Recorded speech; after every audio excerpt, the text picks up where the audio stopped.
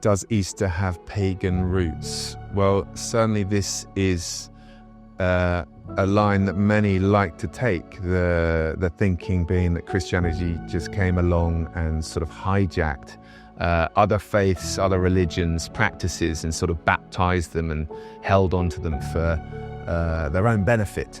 And there is some evidence to suggest that that might have happened, but it's pretty weak, and especially on Easter, we don't have a lot to go on. The only reference we have suggesting it is the Venerable Bede, St. Bede, who was an English Catholic monk in the early centuries, who said that there was the worship of the goddess Eostre, who was a German goddess, and that practice had come over to the British Isles too.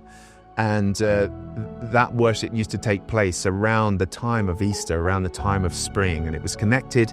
Others have made the link between Eostre, that goddess, and the goddess Ishtar from Babylon, from further afield. Quite how the link or the connection in worship happened back then, no one's quite sure of. So there's a little bit of myth at play, and I think people get a bit carried away with it. But we only have one reference from the Venerable Bede about this worship going on of the goddess Eostre, and then the Christian practice of Easter coming about. And so it's a little bit thin.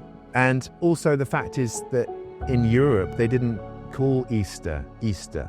So the word Eostre, well, the word Easter only makes sense in English. They called it Paschka, following a different, the Greek word for Passover.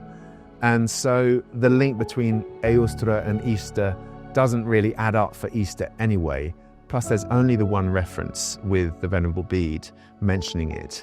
And it's not the sort of thing the church would have wanted to do anyway. They wanted to differentiate themselves from pagan practices, from pagan worship. So they would have done as much as they could to show a separation from the worship that had gone on before.